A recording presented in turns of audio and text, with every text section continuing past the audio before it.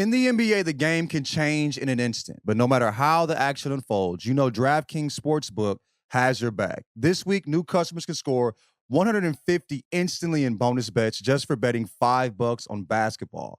Win or lose, you get an instant dub. Download the DraftKings Sportsbook app now and use code Jenkins, Jenkins. Jenkins. New customers can get 150 instantly in bonus bets for betting just $5 on basketball. Only on DraftKings Sportsbook with code Jenkins. The crown is yours. Welcome to Jenkins and Jonez on the Volume Podcast Network. It is Saturday, December 2nd, and we have got a very special guest with us today. I could literally plug like 30 different projects he has going on. It is KevOnStage. Follow his Patreon. He's also going on tour early 2024. You can get tickets on sale now at KevOnStage.com. Kev, thanks for hopping on. And how has John not invited you on the pod yet? Listen, man, I'm gonna tell you. I'm gonna tell you about John real quick, but Garabasio, I gotta tell you about you real quick first. And I'm gonna tell you, and I love everybody in the world, Garabasio, and I listen to the pod, I love the clips, but secretly I'm filled with rage and jealousy because you in between John and Tyler, cuz, and I don't get to chop it up at all.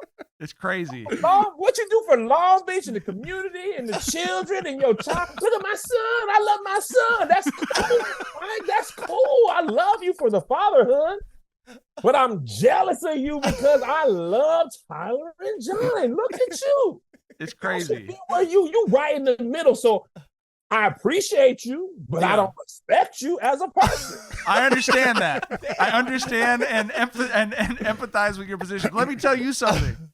I agree with you, number one, and it was just John's birthday, and John will tell you, I texted him, thankful that you're in my life, brother. Like, but nah, John's supposed to be my boy, Mike, and he ain't never. I was seeing people get invited week after week. Yeah. He ain't even gauge interest, Mike. He ain't even be like, "Will you be interested?" I had to ask him, could I come sit at the cool kids table? Tyler and I kind of yelled at him about it. You know, when he was like, Kev hit me up, and we were like, why haven't you had Kev on the pod, John? But I'm gonna shoot my boy John some bail here. I think all of us. Always Tyler coming in. I appreciate you, my nigga. No, because I jump, you always step in. Appreciate you. I think that we still do not take the podcast seriously in a way that we think it will be an honor and shit for people to hop on with us. You know what I'm saying? Like we just be on here shooting it up, and like, you know, we're shocked when the homies be like, yeah, I've been wanting to hop on. Like, bro, like we don't know either. Nah, y'all are funny. Y'all are. I mean, I check y'all's feeds every day, and have always. John was my favorite nigga to work with ever. I remember we got the Off-Whites. I came in with the Off-Whites, and I had my shoes on his desk when it came in. And he said, I might have to hit him with the Kleiner for the East Camp. Bro, I did. Pay as you go ass nigga for them Off-Whites. You feel what I'm saying? You remember the Off-White Vapor Max? Yeah. I've been wanting them for hellas. You know, Kev is Kev, you know, he touring, getting bread and all that shit. He like, but I think your wife got you them joints, right? Yeah, she got me. Came in the office, his joints was sitting like, yeah, you cool, but you ain't. Flexed on me. I ain't had a bread, but I had the once a month payment, so I got them. But yeah, man. I think the thing is, Kev, you my real friend. You know what I'm saying? Yeah. You my actual friend. Like, I love you. I don't look at you as, I mean, you KevOnStage, obviously, but like, I look at you as the homie. So I don't be like, yo, you want to come on the pod? You know, no, like, I get it. I'm the same way, but I had to bust your balls, but I'm the same way. I'm like, bro, come on, I ain't even gonna do you like that. Now we cool for real, bro. This is work. I'm at work. I'm not trying to do work stuff, man. You know what I'm saying? So it's all good, bro. I'm glad to be here. Thank y'all for having me. And I do have to express the gratitude of the podcast, because people who are fans of John and Tyler's probably don't know this. You're the reason, in many ways, this podcast is where it is, because you're the person who introduced the word Patreon to John. And then John came to Tyler and I like he had discovered Mars. Like he just got like you found get gold. money like, for podcasting. Did y'all know people will pay you for shit that they like? And we were like, what are you talking about? So, you know, but seriously, I say that as a joke, but it is true. All three of us are in a much better position than we would have been. Wait, y'all turned it off though, didn't y'all? We had to turn it off because we got this situation. But because doing the Patreon got us to a level where, you know, Cowhurst people were like, hey, why don't you sidle over here? Because doing the Patreon was why it was on a schedule in the first place. Because when y'all were first doing the pod, how often would you do it? Every now and however you felt like. It was some work at will shit, bro. Like, so we were freelance podcasters. Like, there was no set schedule, dog. Like, what was crazy is we'd be on the phone talking, and we could podcast this stuff. We'd be on the phone for like an hour and a half. Yeah. But wouldn't podcast, we'd just be rapping, you know what I'm saying? Yeah, so, like I remember when we'd go absent, like, and then we'd drop an episode like a month after a hiatus or something. People are like, oh man, I'm so glad y'all are back. I thought that y'all fell out or something. I'm like, bro, the reason we do not drop podcast regularly is because we are friends. It's because we're homies, you know what I'm saying? Because we're talking to each other all the time, right? Like, we're not coworkers on a schedule and shit. You feel me? Right. That's why y'all podcast feels like you chilling at the lunch table with the homies, because y'all be really are cool, and that comes across, and that's why people listen. That's why people want to be on. That's why people ask John if they could come sit at the table with y'all. My bad though. You are free to come on anytime you want. You already know that. All right, Kev. First real question. I mentioned we could plug. I mean, you have a book out with your wife. You're touring. You're doing master classes on your website. You know. How do you keep all that stuff straight? And I'm always curious for people who do multiple disciplines where you're writing and then you're performing and then you're on screen, whatever. Do you have a song you listen to, or do you meditate for a minute? Like, how do you reset between the 7 things you might do in a given day creatively? Abject poverty is the reason. Coming from abject poverty and never wanting to go back is why I do what I do. I love creating, but I'm not married to the way I create. Like, as a business person, one of my greatest skills, if I can talk about myself, is I'll pivot. If a thing's popping, I'll pour into it. But when it ain't popping no more, then I have no problem being like, bro, this ain't really lucrative no more. And I'll let it go. And I'm not married to like, no, this has to work. Like, and that's, I think, why I can stay fresh on the internet, because I've been here since, YouTube was the only thing. And then I remember when Instagram added, or Vine, and Instagram added video because of Vine. Then it went to 15 seconds and 60 seconds. And then, you had carousel. And then Instagram lost a little popularity. Then Facebook came, and, then TikTok. Like, and I'm always up with whatever's up for the most part. And that's why I always have so many different things going. And as a business person, for me, it's just never wise to have one line of business, because that can have a terrible year. Like, beginning of the pandemic, live touring was my number one, business. Excuse me.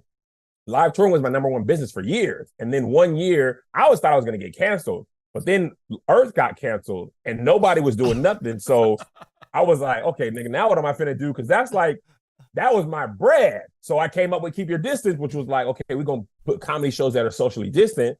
But I knew at the moment, like, this is only going to last through the pandemic. Like, as people start to go out again, it's not going to pop. So I'm never going to be like, no, let's stay and make sure it works and do this. Like, bro, you hit the lick until you can't hit the lick no more. Then you let the lick go and you find your next lick. Like, that's really all I be trying to do in my career. And I'm always like, my family's like, my sister-in-law always asks me, like, how do you think about stuff?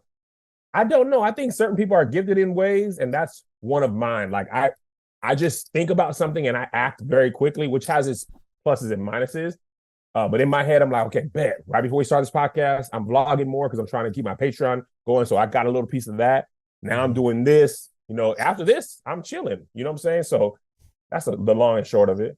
Yeah. So I'm curious. Like, was there a certain moment that clicked for you? Like, yo, I can make a living off of being funny. Because the thing about funny people is, like, funny people have been funny their whole lives. You know what I'm saying? Yeah. It's not like you're like someone who decides to get into engineering after realizing they're cold motherfucking algebra in 11th grade or some shit. You know what I'm saying? Like funny people have been funny their whole lives. So I'm curious, was this something that you always wanted, or was there just like a fucking epiphany where it was like, wow, I can really make money doing this shit? No, that's a great question. Nobody's ever asked me that before. And I think it's not one moment, but a series of moments. So I remember a very vivid one was seeing Kings of Comedy, the movie, right? Because I saw Eddie Murphy's Raw and Delirious, but that was before my time. Seeing Kings of Comedy, bro, that shit hit like a fucking meteor. Bro, that was one of me and Melissa's first dates. And I remember, like, when... That was like summer 2000, I want to say? Yes, bro, yes. And it was like, everybody was funny. And I'd already seen all them on Def Comedy Jam. but I hadn't seen him in a while on stage. This before YouTube, and I wasn't old enough to go to clubs, so none of that. So it was like you saw him Def Comedy Jam, and then you hadn't seen them if they weren't on TV. And then that came out, and from Steve to DL to Ced, and then Bernie. When Bernie was on stage, bro, I felt like I was gonna have an asthma attack. He literally. That was the comedy version of an 80-point game with 30 rebounds and 25. Like, it was like, this nigga, you cannot be this funny. Like, I couldn't catch my breath. So that was the moment I was like, oh, this is there. But a specific moment, my boy Nate Jackson, who's really popping right now, he had his own comedy career in Washington. His mom came into the bank I was working at. She was like, you're a funny young man. You should meet my son. Nate Jackson gave me his business card, and he had a comedy club. And I was like, nigga, this nigga's my age. Like, you got a comedy club? Like, hold on, nigga. Like, I'm at work at the bank with a shirt and tie, my shirt tucked in, with hard bottoms on. With the clickety clacks. Nasty work. Yeah. So seeing somebody who was my age doing something, at that time, he wasn't like filthy rich or nothing, but he was just doing what he loved for a living. And at that moment, I had like a bug in my brain. Like, if it's possible for somebody my age who wasn't from LA, didn't have the family, like he's just getting it out the mud. That was the moment. And then, like, financially wise, I remember the first day I announced my tour, I had this thing where if you're a super fan, you could buy a ticket, and I'm gonna be like in Richmond or in LA. But if you're a super fan, you can buy the ticket for $15, but you won't know the address yet. And when I get the venue, I'll tell you the address, and in exchange for being able to drive far or whatever, you won't pay 30, you'll pay 15. And that first day, I made like $15,000. And I was like, oh my God, that's 15,000. And that's the whole United States buying tickets. So it wasn't a crazy amount of money, like in the whole scope. But to me, I might as well 50 racks in one day. That's a lick regardless. Hey, bro, I ain't want to say nothing. We ain't there yet, bro. You feel what I'm saying? 15 is a lot of bread. But making that in a day was crazy. And I went to work that day. Like, don't trip. I still worked at All Def at that time. And I worked my whole first year on tour and my full job. Like, I would leave work on Thursday night, fly to the city, work remote on Friday morning, and then do, show Friday night, Saturday night, Sunday night, fly back to LA Monday morning. I did that for the whole year because I was like, in case it don't work, it wasn't $15K every day, but in case it don't work, I got to be able to, pay these comedians out of my pocket.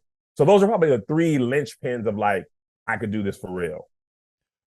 Like, what would it take for you to feel like you made it, and do you feel like that? I remember watching an interview talking to Will Smith. I remember watching an interview with Will Smith and Oprah, and she asked him, do you feel like you've made it? And he was like $100 million man at that point, but he had come from poverty. Mm-hmm. And he was like, no, I don't. And he's like, I don't know if there's a number that will make me feel like I made it. And you saying you came from that and that's something that drives you. Have you had a moment where you're like, I've made it, or do you feel like what will it take for you to have that moment? That's a great question. I'm not expecting this. I thought we were going to be talking about triple doubles, but this is great. It's a great question. I haven't had that moment yet, and I think I've had like glimmers of stuff. I want to have like the ability to finance films, produce them all on my own accord, all on my own lot, and then be released in mass media, whatever mass media looks like. That used to look like a billboard on Times Square and in theaters. More and more, that's Apple TV and Netflix. 10, 15 years from now, it could be whatever it is. But to where everybody knows this is the thing, even though this is the thing has changed over the years. Mm-hmm. But I think that's part of what drives me is I never feel like I made it. And people are like, nigga, you got your own studio and you got this. But to me, all that stuff is like, it was necessary. It wasn't really a flex. It wasn't like, oh, I'm gonna get my own studio. It was like, man, we're paying a lot in location fees. If we just bought a studio, we would save money. It wasn't like, let's flex. It was like, we could save money. And then it was like, okay, this is too small. We can only shoot podcasts here. Mm-hmm. If we had a bigger place, then maybe we could do that. And that was one of the, I don't want to call it a blessing of the pandemic, but the result of the pandemic. The studio, like every other building in that, like there's like 16 offices in this complex. 11 of the 16 went out of business in like a 2-month span. So the property manager was like, she gave us like a great lease for the 5 years, which is crazy. So we were like, oh, we got to get it right now because the price ain't going to be like that. Mm-hmm. So I think probably if I ever had my own private plane that I owned, I would be like, whoo, I'm Jesus Christ. That's what it takes, a private plane, bro? Private plane is my goal, and I'm sorry. I know people be like capitalism, carbon footprint. You just gonna have to be upset with me, and that's okay. You don't have to agree on everything. Can't satisfy everybody. You don't have to be for everybody, but you can be mad. That's okay. I don't agree with everything everybody does, but for me, I might feel like if I have a KevOnStage Studios emblem on the side of a G5, I will be like, okay, Kev, now you out here, my boy. You out here for real now. Yeah, that's is there anything you do that makes you uncomfortable? Because I know, like, with TikTok, like, people were like, all right, like, people my age, I'm tapped out. You know what I mean? I'm not following y'all to TikTok. You know what I'm saying? Like, you know, I do all this other stuff, but I don't get TikTok. Bro, you jumped on that so quick and went crazy ASAP. You know what I mean? Like, is there any, I don't know, or are you just willing to try anything? I will try everything. I think I don't sustain everything. Like, I tried Threads. I was like, Twitter, this and that. But there's just a certain thing. I'm just an old head on Twitter. I'm one of the old nines from Twitter. Like, I'm going down with the ship type of stuff. Be Real was a thing that showed you where you were in the moment, and my son was on it. And I tried that. I was like, all right, now this is for the kids. I can't do nothing else. So I'll try everything, but I can't really sustain everything. So TikTok was the last new thing that I tried that I have sustained. But if it's a new platform that's jumping off, I always will check it out and see what it's about, and then see if I can sustain it. If I can't sustain it consistently, then I won't. Like Spill, I was on when everybody was on, but then I was going on and everybody wasn't on as much, then I just wasn't on. But if it was popping, I would still be on there. For sure. What's like your favorite era, if you do have one? Like, was it when Twitter first started booming, when Vine first started booming, like right now? Like what would you say was you have the most like sentimental memories, or you could say like that was the most fun you had, you know, making comedy? Man, that's a fantastic question. That is a great question. That is a great question. And I've literally never been asked or nor thought about that. I feel like, man, the wild, wild west of Twitter before we had, like, it was just not like the saying crazy stuff, but like when Twitter would be on everything. Actually, I'm going to give you the best one. When Twitter used to have hashtags, like Thanksgiving clapback night was like that day was like the best of Twitter. Or the moment, like, remember the United States assassinated, I think it was an Iranian leader, and we thought we was going to go to war with Iran. And I was like legit scared, and I was overseas at the moment. And these niggas got on Twitter and came up with the world's greatest jokes on a day we thought we might be attacked. And I was like, Twitter would clown through a nuclear holocaust, bro. There's nothing that Twitter is ever going to take seriously. Just like, and I love Twitter in those moments because I be saying that everybody's funny. Like, these people, everybody's not a professional comedian, or it's somebody at work who's just like, nigga, this is crazy, and will put together the funniest tweet. And that's what I think, that's what makes it so funny. It's everybody in the community can say something. And if it's funny, it'll get retweeted. So I think those are probably the best days when I just like, I don't even have nothing to add comedically. I am just scrolling and laughing. That's probably the best. It's really not even being creative, just being a part of a community of funny people, dying laughing all at once is probably the best time. You are the most genuine person I've ever met in this industry, dog. Dead serious, bro. I'm not, that's not cap. I remember the first time we talked, I was like, bro, I don't know how to do this fake and shit, so I'm gonna be upfront with you about what's going on. And you was like, me neither. Thank God. we just wrapped it. You know what I mean? So we just was honest. How do you manage to do that running a business in this industry? Because we know assholes that have been extremely successful being an asshole. You know what I mean? And I mean, it seems like almost easier to be successful. No, we're not. No. But, you know, like, it seems like it's easier to move that way and be successful in this space. Like, how have you, you know what I'm saying, managed that? Okay, I'm going to give you a little story, and it's going to explain how I approach it.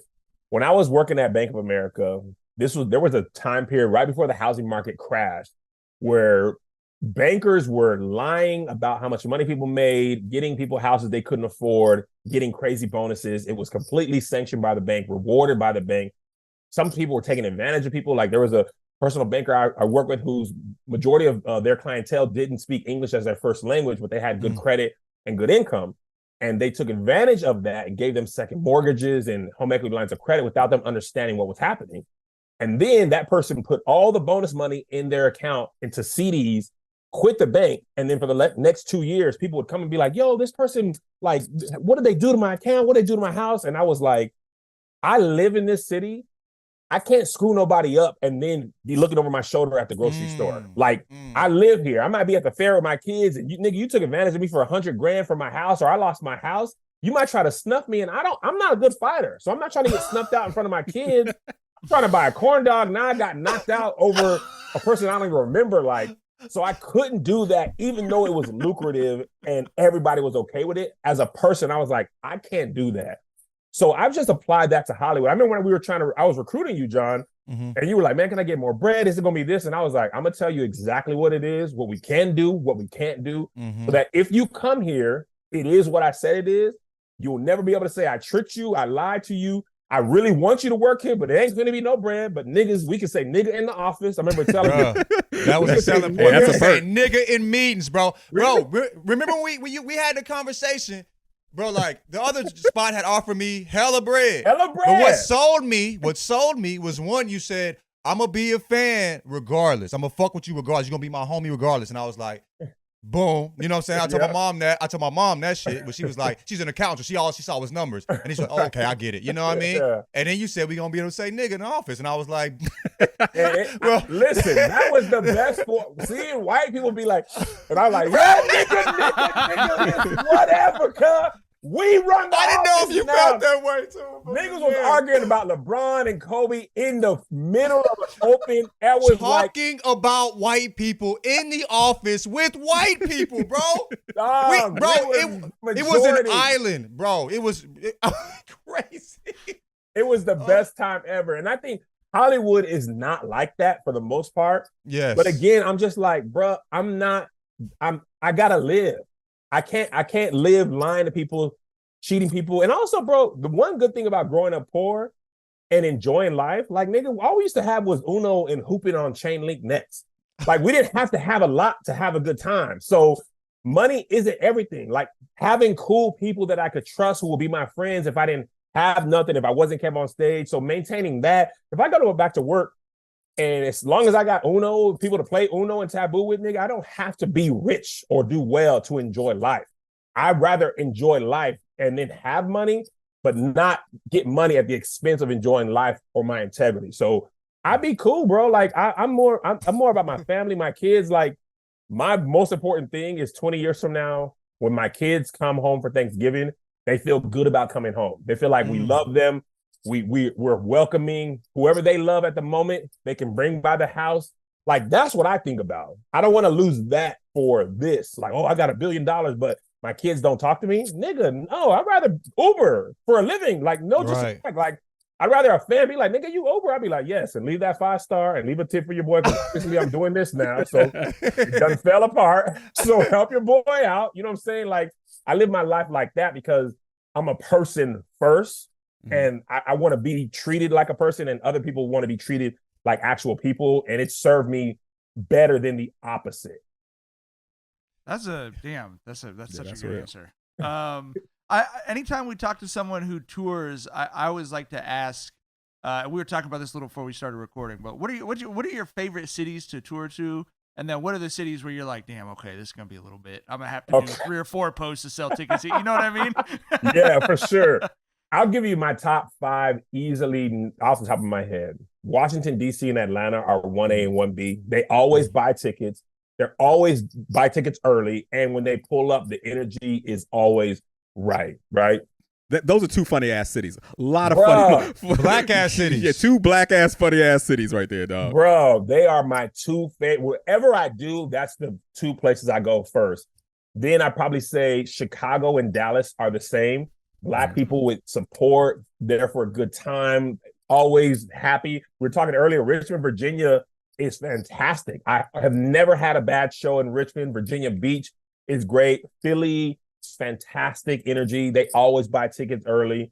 The ones I don't like, low-key, LA is not my favorite place to perform. And LA and Vegas are usually not fun because I believe, this is a theory, When you can see anybody and everybody, it's harder and harder to get impressed. Like in Vegas, especially, like a nigga made a tiger disappear and you telling jokes like, nigga, come on. Like, I just see, like, literally you competing with Usher and Adele. They were there on a Tuesday. Like, nigga, you really got to have it. So their level of impression, something to be impressed by is much higher. So they don't bring the energy. I feel like in the South specifically, from Texas over and up to about Philly, New York, and then across the United States, I could just tour that triangle forever and never have a problem. So yeah, those are my favorite places. When did you feel like you could make the jump? Because, you know, you have a solid gig, you feel me? And then it's like, what the things you're doing, I mean, you're getting on your own, they're risk initially. Yeah. Until they start paying off, you feel me? Yeah. When did you, I remember I had a feeling when you could make the jump. When did you feel like you had to, you know, you felt you could? I think in my first tour, when I had enough ticket money to pay Tony and Tahir out for the rest of the tour, if I never sold another ticket, and there was a lot of days left, I was like, okay, cool. Now I don't need my regular job to pay them, right? Because there was a couple months where I was like, I had saved my own money for my job and was still going to work in case it didn't pan out. And I think probably once I hit that was probably step one. And then when I had made a good amount more than what I would have made at All Def in the next year or two. And then the third thing was just like all that travel was hard on my family and kids. Like not seeing them pretty much at all for a good amount of months. I was just feeling like I was not good on the fatherhood time. So I was like, if I'm going to be gone on the weekends, at least I can pick them up and take them to school on the weekdays and have that part. So I had to reassess to make sure. So I'd say at the end of the first year, I was like, I can do this and I can go on tour next year and I can maintain my family and stuff. And I think that's probably when I felt good about it. The next year tour was even bigger. And then the next year's tour was the pandemic, which is crazy. It was like 3 years. I was like, oh, nigga, this ain't never going to stop. Baby, we up forever. And it was like, no, we not. I remember as a species, we were not up forever. The first thing I actually lost was a gig to speak. It was like a Black Twitter event in New York, and it was $5,000. I remember I was on a treadmill in Tampa, and my agent was like, "Yo, they canceled this thing, but you're still gonna get paid." I was like, "Nigga, this is great!" Like they being really kind of like really sensitive about this coronavirus thing, but I got $5,000 and I can go to my son's soccer tournament. We up. And then when I got home, they canceled my son's soccer tournament. I was like, oh, dang. Okay, well, this is in Arizona. Okay, so maybe this, okay. And then the next day, they canceled my week's tour that day. And then it was just everything got canceled. Damn. So, would you say that you have like a plan that you're following? Like you have milestones and you're aiming for shit, or are you just kind of winging it? Because like, you know, blowing up off social media, that's a novel concept, right? Of comedy. Because, you know, before social media was like, you got to hit the comedy clubs. Hopefully you can get some, you know, national TV spots, maybe a guest spot on a sitcom or something, or you do fucking a stand up at Letterman or something. You know what I mean? Like, so where are you at? Like I said, because this is just new territory, the whole blowing up off social media thing. Man, so good. Absolutely. Prior to me moving to LA, you're exactly right. The deal was you get to LA, or a little bit before me was like the Tonight Show. Like the Tonight Show made you. You got on Johnny Carson. You know, Jerry Seinfeld built his career on that. So it was like you got to get on late night. You get the 5-minute spot on late night, and then you'll get discovered. Or the agents will come to the club and you'll get a holding deal. Remember that right before I came, it was like holding deals. You get $100,000. And, you know, NBC's got their eye on you. You get a holding deal. That was a thing. So I remember, like, I couldn't do any of that because when we moved to LA, right, to chase our dream, I remember my comedian friends was like, you got to be out every night. Every night. You got to stay up to 2 o'clock in the morning. Even if you don't get up, you got to stay out and you got to go to Denny's because that's where the connections are made. So I told my wife, I was like, here's what you got to do. And she was like, listen to me. Ain't no way. There's a lot of dreams out there. This ain't how you getting it out. It was like, nigga, let me tell you what. If you think I'm going to move to this brand new city for you to be out till 2 a.m. every night, eating Denny's. Nigga, you are crazy. Are you out of your mind? You're not doing that. So I don't care what they do. You're not doing that. I'm not finna be at home every night by myself till 2 a.m. in a new city, which is bigger than any city we've ever lived in. No. So I was like, okay, bet, that's out. So I was like, I'm just going to get as big as I can on the internet so that I can control my own future. And to be honest, it's still not set in stone. Like, you have people who are good on social media, but it doesn't translate to other disciplines, stand-up, acting, whatever. And also, even their social media followers, for a while, was like, oh, just get an influencer and they'll help you sell your movie or your Broadway show. And they found out like that doesn't always, it never really transfers one-to-one. And a lot of people fail to realize that somebody liking your page and your content does not equal giving you a dime. Right. It doesn't cost anything to, and also, if we're being serious, like, I never take myself seriously. I realize most people are watching me while they're doodling, or they're on a 10-minute break from their, or they just, that 15 minutes when you get home and you just don't want to go in the house yet. Like, nigga, that don't mean I want to pay you. It's a different scale of what you mean to me when I'm like, I'm on the toilet. I'm like, this nigga crazy. Like, that doesn't cost nothing. So companies were finding out that it's not a one-to-one ratio. So I think for me now, the biggest thing for me, it really has been my plan, is build my own audience. That's why I focus on Patreon, because these people, they donate monthly, and then I can use that to create content that I want to create, and nobody can stop me from that. So to me, as long as I do that, I'm good. Everything else in my career is bonus. If I lose everything and my Patreon's cool, I can live my life the way I live my life and not lose anything. So that's kind of what I've always focused on, is just building my own base and then growing my base and not losing them. TV shows, movies, all the other stuff that I'm interested in, I can do all that on some really, Tyler Perry is probably the closest model to my career, which is build your own stuff, serve that to your audience, and you don't really need nobody else. Like, cut out the middleman, because I really hate getting notes from people, especially on stuff they don't understand. Like, that's one of the reasons I started my app and pay for my own show, because I was pitching a show and they were telling me nobody in Middle America is going to watch a show about Churchy. And I was like, first of all, when you say Middle America, you're saying white people, right? Because Black people, that's not your community. That's not my community. But also, Black people live in every part of America. Right. There's Black people in Wyoming. Chicago is in Middle America. They mean like Missouri. You're like, nigga, Chicago is Middle America. St. Louis is Middle America. Black people live in Oklahoma. Everywhere you see people, you see Black people. So what they're really saying is we can't appeal to the masses, but you don't have to appeal to the masses to have success. The person who wins the presidency doesn't get the most votes, doesn't get all the votes of everybody in the United States. Like, you don't have to have everybody to have success. So that's my plan, is build my base, serve my base, and that allows me to make what I really want to make without interference. And that's when I feel the most at peace creatively. I think I would struggle getting money to create and then being hampered by a lot of notes from people I don't respect, or I don't think are funny, or I don't think get my audience. I'm like, it's really hard for me to listen to you when you don't know who I'm talking to, and you're not the target demo. A lot of times people in Hollywood feel like if they don't get it, nobody will. But there's a lot of stuff that you won't get, but I'm not talking to you anyway. And also, Black people get a lot of stuff that's not for us. Like, Game of Thrones was never marketed to Black people.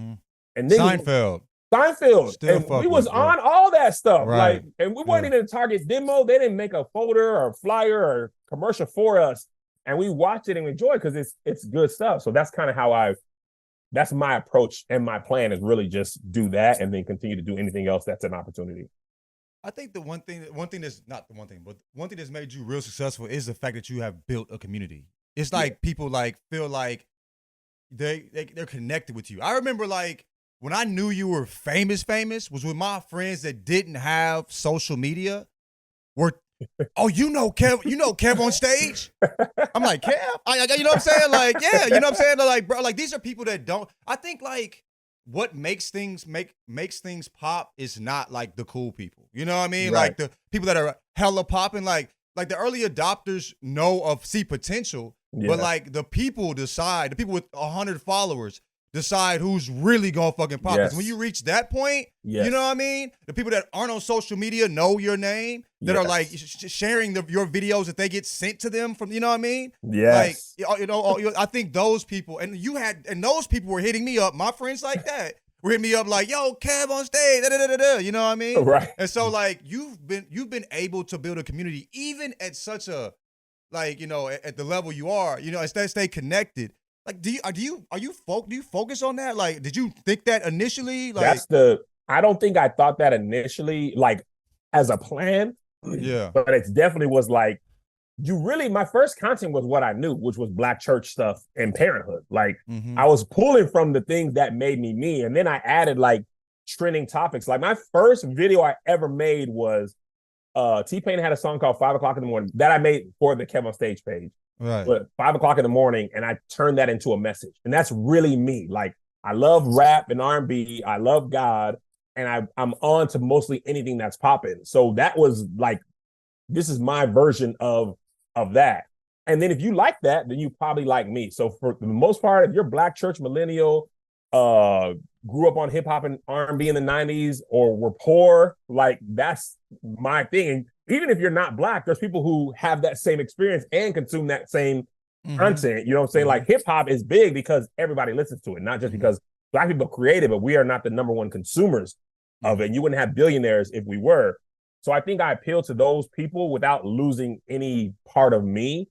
And I don't try to be something I'm not. Like I'm not hard. I'm not like a street nigga. I came from military bases. It was very safe. I wasn't out there fighting. I got beat up a lot. You know what I'm saying? That's part of the reason I don't try to be something I'm not to get people to like me for the most part. I just do whatever I think is funny. And I think people can see that. You know what I'm saying? They appreciate authenticity and relatability even more than being funny a lot of times, I found, especially on the internet. Like BuzzFeed used to have a lot of success and their stuff wasn't really funny. It was just like, oh yeah, I remember that. Like they made billions of dollars off of just that one feeling. Like, oh, I guess I do. Yeah, I remember Pizza Hut. Like, it's like, and they ran that up to billions just off relatability. They never tried to be, super funny. So I think I just add a little comedy to that. And I really think sometimes I say what people are thinking. And I be making a lot of content. I just make so much stuff. It's hard to avoid me because I be on everything that I think is interesting. I'll hop on it and say it. So if you block me, you're going to have to block your homie because they might retweet me or post a TikTok or text you. Like, it's gonna be like, this nigga's everywhere. He's annoying. And yes, that's the plan, bro. You're going to have to really block me to not see me and block others. Because I'm going to be on your timeline. And if you block me, you might see me on a Spectrum commercial and you can't block TV. Like, nigga, you was watching the game, you still got to see me, bro. So, and I kind of love that feeling. Like, this nigga's everywhere. Ugh. Like, yes, I'm going to be in your eyesight. they thought they were safe listening to Jenkins and Jonez, but not anymore. Kev, thanks so much for hopping. Oh, go ahead, Tyler. No, I was gonna say this isn't necessarily a question, but it's more so of a compliment because you mentioned how authenticity and being genuine, like that is the root of your comedy, and your comedy isn't vulgar, and I think non-vulgar comedy is the hardest comedy to pull. Right? Yeah. You're the only non-vulgar comedian Tyler thinks is funny. I would venture to say that. Is that correct, Tyler? It's very few. Kevin's for sure. Kevin's for sure at the top of the power rankings. But like I said, it's genuine. You know what I'm saying? It's not like he's trying to preach to us or being holier than thou. He's just a genuinely funny dude who doesn't need to be vulgar to be funny. Like I said, I think that's the hardest comedy to pull off, bro. I appreciate that. And that really also came from like truth. Like I grew up a church kid, and to me, cussing was the worst thing. Like, sex is way worse. Premarital sex is way worse. But I was like, all right, nigga, coochie is coochie. Y'all tripping if you think I ain't gonna try that. Like, nigga, I'm finna be on these women. Like, are you crazy? But cussing, like, oh my God. Like, I might, if my mom heard me cussing, there would be hell to, she would rather hear me have got a girl pregnant than hear me cuss. Like, this she could understand. My brother had a girl pregnant. Okay, who hasn't? But you out here cussing? So it really came from like for a long time. I really don't really cuss hardly at all, if at all, being funny. So I always just was being funny. I just never cussed. I wasn't like, I'm gonna be a clean guy. I'm gonna be clean cut and get the corporate dollar. It was never that. I just didn't cuss in my real life. So I went on stage and just was true to myself. And that does help. It ends up really helping on the internet because people can share more of your content. Your grandma's not covering her ears. Kids can like you and stuff like that. But I'm not clean in a sense. Like my material, I'll talk about anything. I just won't use cuss words like that because it's not how I talk in everyday conversation. I've heard you say like this, like you did a special here in LA, and I heard it like I went to it like 3 times, and it was funny every time, bro. Yeah. When you like I laughed like I hadn't heard the joke before. You know what I mean? Yeah. Do you get up there? Is it anything get mundane? Are you up there like doing the same joint? Like, for sure. How do you manage that? How do you manage that? Because it felt fresh to me. Like I think part of me laughing because it felt like the first time you said it, even though I knew for a fact it wasn't the first time you said it. Yeah, that's a great question. So for me as a comic, I'm always tinkering, right? I'm always trying to get the most laughs per minute, in, out, transition, all that type of stuff. The moment I get to a point where I think it's as funny as it could possibly be, I'm immediately bored with it. And then I feel like I am like performing and I'm outside of my body watching myself perform. And then I feel like I'm going through the motions. And once I get to that point, I'm like, I gotta burn it off. I gotta start over. I need a new set, because then I'm just giving a speech or an act. And for me personally, I can't just be giving an act. It has to be a little hard for me. It's got to be trying stuff. And then there's the other part of that. There's moments where I'm killing. And I'm like, nigga, you is killing right now, boy. This is crazy. Like when I remember one time we was on tour and I was in London, and I was like, I looked back and my boy B. Lou was looking at me from behind the curtain. I was like, nigga, I'm killing. He was like, you are. And I turned back to the stage because they were dying. So that moment is the best moment. But anytime I feel like, even they're laughing, if I feel like I have nothing new to try or add, then I'll either it'll usually be towards the end of the tour. Okay, I was wondering, do you do that mid-tour? Like, no. It's usually, yeah. Because if you see me in the beginning of the tour and you see me at the end, there might be 20 minutes that is gone. Because the beginning, like, you don't even know if it's funny yet. You're just trying to find it. And you're like, okay, nigga, that wasn't getting no laughs, or it got laughs 2 out of 5 shows. That's not really enough. You know what I'm saying? Or it's get a cool laugh, but I know there could be more. And then you're tagging it in the back and all that type of stuff. So that process takes a long time. That's why comedians do their special at the very end of a very long tour. It's usually as funny as it's going to be possibly, because your comedian friends come out and be like, nigga, try this, tag this, take that out. Or my wife, low key, my wife, God bless her, she is the toughest. She like, that joke is not as funny as you think, and it's way too long. You don't even need this piece. And that piece might be like 8 minutes. And she's coming at a pace from love. Like, I remember one joke I had killed for years and I brought it back and I couldn't find why it wasn't working like it wasn't like it used to work. Yeah. She was like, your pacing is off. When you used to kill with that joke, you used to be like, bop, bop, bop, bop, bop, bop, right, bop. Right. And you're taking too much time. So I was like, bet. So I went and did that. So having her and funny people around, and also iron sharpens iron. So being on tour with Tahir and Tony Baker is the funniest person to me, and my kids think he's funnier than me. I was about to ask you, how do you feel about that? Have you reconciled with that? You know what? I'm gonna tell you what it feels like, and this is this is the analogy. It's like being in the NBA with Bron, and you like, nigga, I'm hooping, but that nigga is Bron. Like I might drop 20 on Bron, maybe 30 or 40, but I'm not Bron. I just had a good night against Bron. But we both know that Bron is Bron. Like, that's what it's like working with Tony Baker. But you want to be Bron. You love to be Bron. You love to block his shot. You love to dunk on him. And no matter what you do, you are never going to be him. He is Bron. Like, that's Tony Baker. And I appreciate and applaud it. Like, that nigga, he's better at comedy than me. And that's okay. Like, I appreciate comedy as a consumer as well. And he's my friend. So we work together. It's like being on the same team. Like, I don't have to be the nigga all the time. That's one thing I learned from All Def. Like, one of the employees there was like, when you're a part of a funny group of people, audiences don't care if you said the funny thing.